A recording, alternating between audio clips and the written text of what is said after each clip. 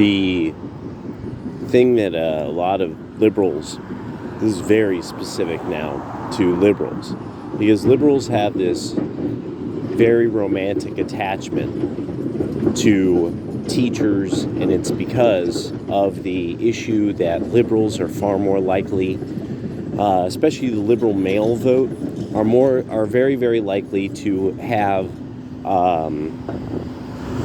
a situation of usually kind of a wimp dad or just no dad, and you have a problem with authority. This is a big one. You have a problem with authority. And you have a problem with authority because you didn't actually have the functional what biologically your father does. That actually his voice and his cautioning of his own child has a physiological effect. Being told no by your father actually has a physiological effect on your mind. Eventually, it will cause you to be more likely to develop the proper reflexes for controlling your appetites. Also, fathers teach people how to assuage fear. There isn't a way around this. You aren't correct if you think, my mom, I know lots of people with single moms. Single moms are super great. You have no science on your side. The science says that actually even a single father is superior to a single mother, and just over and over and over again, that keeps coming up in so many ways. At a certain point, it's not really a matter of something else. It's that the issue is that women and children are too similar to one another. It's men have been bred to be extremely good at a lot of things. Women bred them to do so. That took a lot of evolutionary energy out of developing them along similar lines. This is why a big reason for the Neanderthals not lasting is that evolutionary energy went to both sexes bred heavily for labor. Like labor, human physical labor. So females would die laboring, like doing things that were just that would kill them, and they didn't breed the way we did, where we kind of set as time went on. For some reason, the males ended up leaving camp and doing things and being bred for doing things that were more risky and dangerous and required thicker tendons and ligaments, thicker skin, hairier skin, and a variety of strange cognitive abilities of pattern recognition and motor skill development that is just now, there's just no equivalent in women. Women just aren't built the same in this regard now after millions of years. So I was starting to think about liberals now actually have this real problem now that they are the women's vote. Everywhere in the Western world, they are pretty much the women's vote.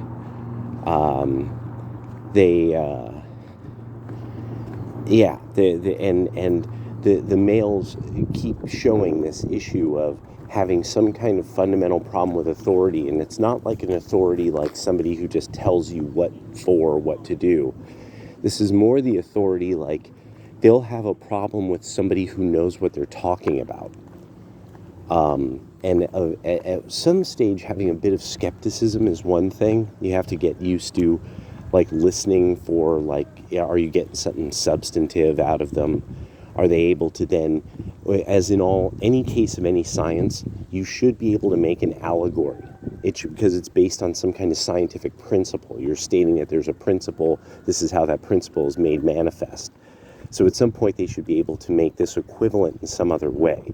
or show in that same field of knowledge how this applies to something else. This is why COVID didn't work. No other illness worked the way COVID did. And it's not because the COVID was special. In fact, it wasn't. It really, really wasn't. And that's why. That's why it's suddenly having all these abilities that didn't make any sense for people who were paying attention. Were like, yeah, that doesn't even make fucking sense. That's what a bacterial infection would do, that you guys are saying. And then a week later, they'd say, oh, it turns out that's not the case. And it's like, okay, no asymptomatic spread, can't infect children, so it's barely a thing. Anything else, anything changing that, that aspect of it. So the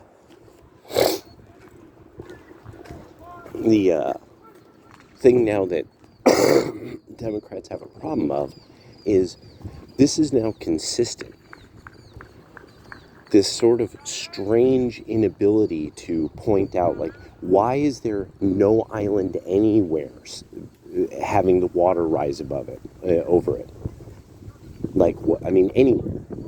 We're not hearing about any significant island, any place, during the summer. Like, oh no, the water. Oh, the water's so high. How high is the water, Mama? 3 feet high and rising. At some point, the poles actually have to show some level of melt somewhere. The Bering Strait, the Bering Islands, the Aleutian Chain, anything at all, Sakhalin, anything at all, but nothing ever is underwater because the poles aren't melting every summer. We keep having to deal with this, and it takes like 10 years, 5 years to sort out whatever bullshit that you guys have come up with, whether it's the pay gap, which really would be the earnings gap, and the earnings gap isn't real. This is another, we're still fighting this one. So the thing is without pseudoscientific myth, the liberals don't have a claim to actually being kind of even sort of normal intelligence. Really, like, what is anything that they've brought up that the math adds up, that it's actually following the standards of scientific inquiry?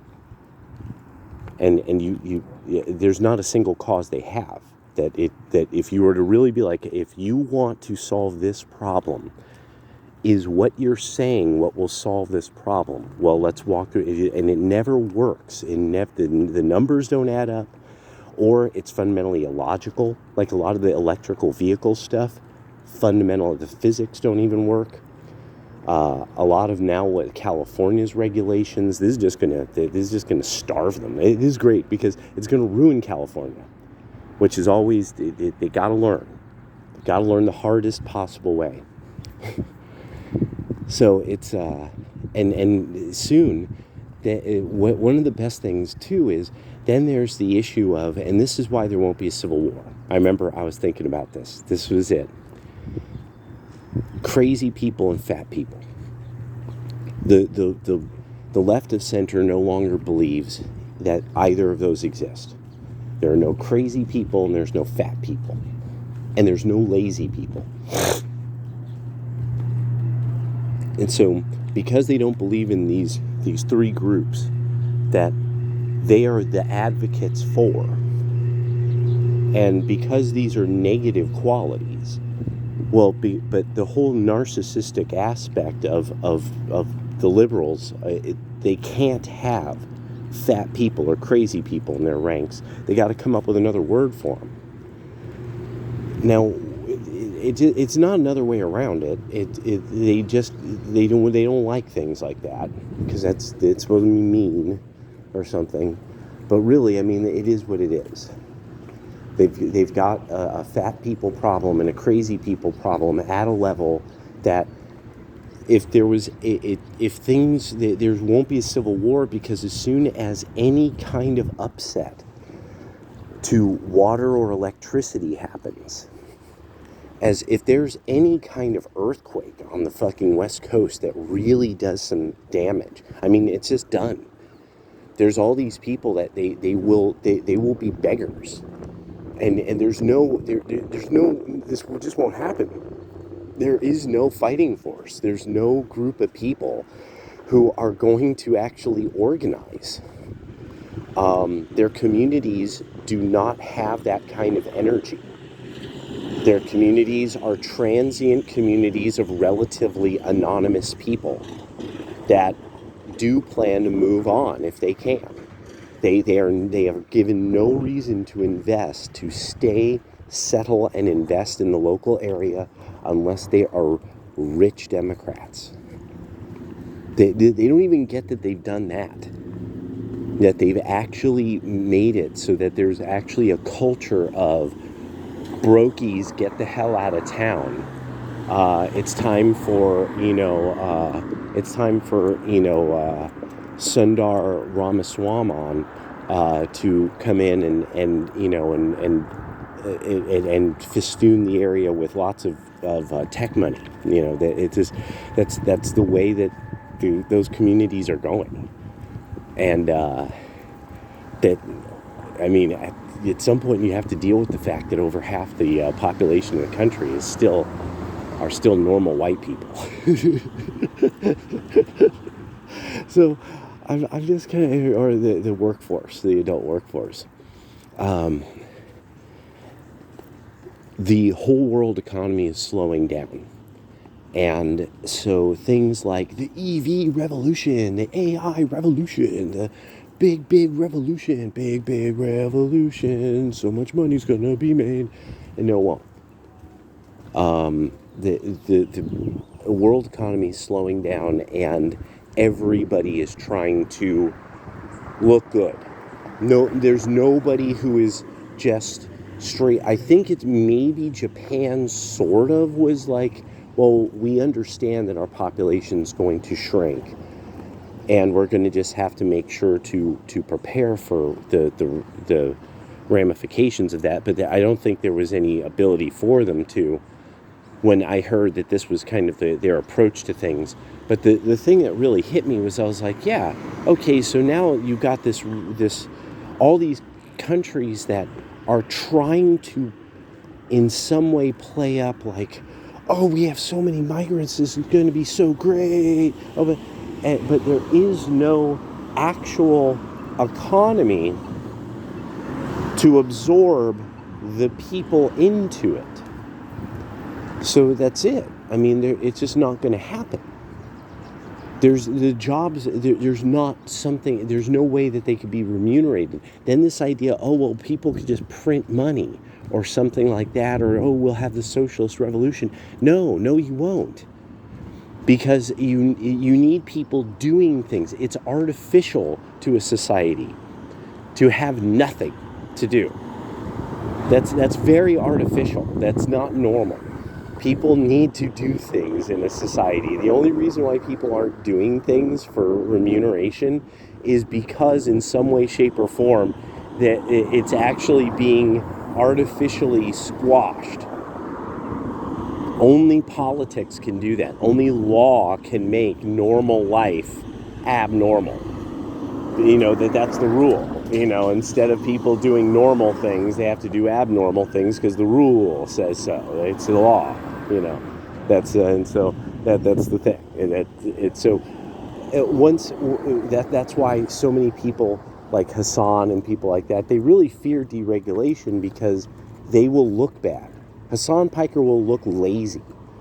When deregulation happens, normal dudes will be on whatever the next thing is, and they will make money. So the next thing, the organoid.